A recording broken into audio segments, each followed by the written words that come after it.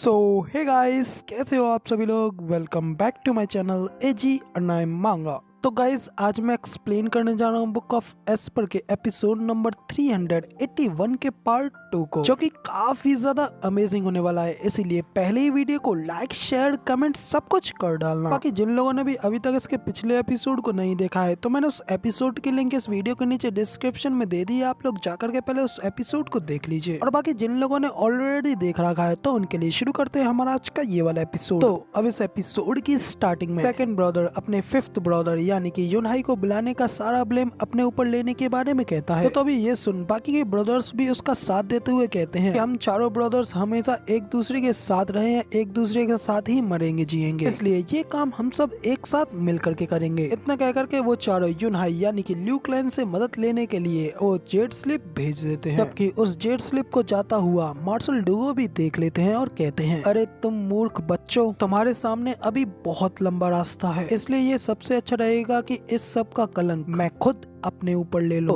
अब उधर मार्शल डुगो के इतना कहते ही यहाँ पे हमारा सीन चेंज होता है और भाई फाइनली इतने टाइम के बाद हमें जू फेंग के थंडर क्लाउड माउंटेन का सीन दिखाया जाता है, जहाँ पे कि जू फेन और मेडिसन किंग एल्डरली, जो कि काफी ज्यादा घायल होने की वजह से लेटे हुए होते हैं, उनके सामने होते हैं। तभी मेडिसन किंग कहते हैं कि एल्डरली सचमुच काफी ज्यादा मजबूत सिर वाले आदमी हैं। उन्होंने अपनी टफ साइड दिखाने के लिए अपनी मेरेडियंस को भी दांव पर लगा दिया। लेकिन क्या ये चीज सचमुच मरने के लायक भी थी?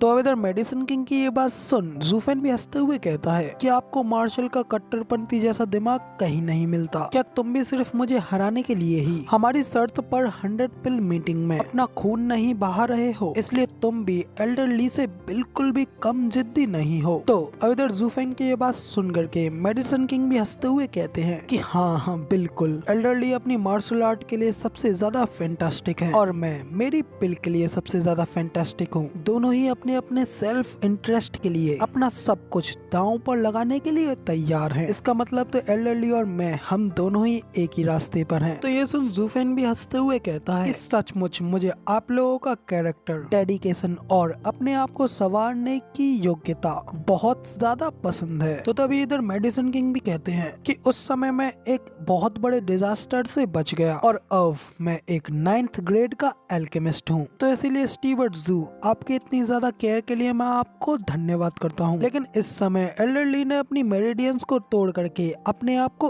अपंग बना लिया है। तो अब आखिर इनका आगे भविष्य कैसा होगा, जब वो उठने के बाद ये जानेंगे कि वो आगे अपने आप को मार्शल आर्ट में ट्रेन नहीं कर सकते हैं। तो ये जान करके तो वो अपने आप की आत्महत्या भी कर सकते हैं। बाकी इनको पहले की तरह ठीक करने का एकमात्र रास्ता सिर्फ वो बुद्धि रूट है, लेकिन उस चीज को तो पहले ही रिफाइन कर लिया गया है। तो अब आखिर हम आगे क्या कर सकते हैं? तो मेडिसन किंग की ये बात सुन जूफेन भी कहता है, बुद्धि रूट हेवन और अर्थ का एक एसेंस है, जो कि एक इंसान को ना खत्म होने वाली जीवन शक्ति देता है, लेकिन वो भी मेरिडियंस को ठीक नहीं कर सकता। बुद्धि रूट सिर्फ केवल एल्डर ली की बॉडी को ही रिकवर कर सकता है। उन्हें उनकी ट्रिपल मेरिडियंस के साथ ये इस प्लेस पर हमेशा के लिए पीक रेडियन स्टेज एक्सपर्ट की स्टेज पर ही अटके रहेंगे और ये चीज एक ऐसे मार्शल फैनेटिक के लिए एक बहुत बड़ा झटका होगा। तो इधर जूफेन की ये बात सुन मेडिसन किंग भी कहते हैं कि ये तो फिर काफी अच्छा रहेगा, इससे कम से कम ये ठीक तो हो सकेंगे। तो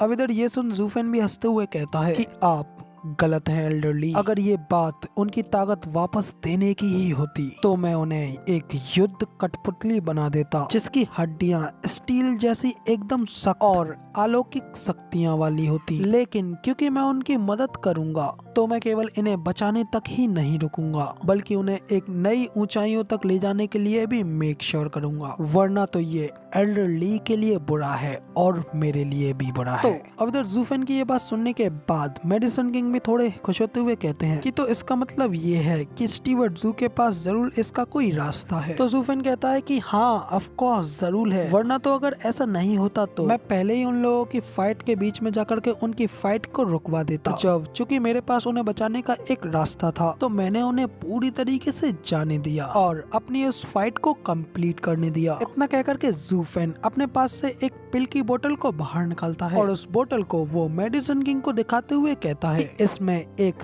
12th ग्रेड का ingredient 100 leaves heavens flower nectar यानी कि अमृत और एक 10th ग्रेड का इंग्रेडिएंट हेवनली डियो है। इन इंग्रेडिएंट्स की वजह से एक 10th ग्रेड की पिल बनती है जिसका के नाम हेवन रीचिंग पिल होता है, जो कि इंसान की हड्डियों और नसों दोनों को ही ठीक कर देता है। ये पिल यहाँ तक कि पूरी तरीके से डिस्ट्रॉय हो चुकी मेरिडियंस को भी एकदम नए की तरह बिल्कुल ठीक कर देती है और इस पिल के उस प्रोसेस में आदमी और भी ज्यादा मजबूत हो जाता है और ये पिल एक कल्टीवेटर के लिए सबसे ज्यादा बेस्ट पिल है। तो अब इधर ज़ूफेंग की ये सारी बातें सुनने के बाद मेडिसिन किंग का तो मुंह खुला का खुला रह जाता है। वो काफी ज्यादा हैरानी के साथ कहते हैं कि क्या एक 10th ग्रेड की पिल। तो ज़ूफेंग उस पिल की डिब्बी को दिखाते हुए मेडिसिन किंग से कहता है कि एल्डर यान, क्या आप अपना हाथ आजमाने के लिए क्यूरियस हैं? अगर सचमुच हैं तो एक 10th ग्रेड की पिल बना करके अभी अपने आप को चैलेंज करें। तो अब इधर ज़ूफेंग के हाथों में उस पिल की डिब्बी को देख करके मेडिसिन किंग भी काफी ज्यादा हैरानी से कहते हैं कि स्टीवर्ट ज़ू, क्या आप सचमुच मुझे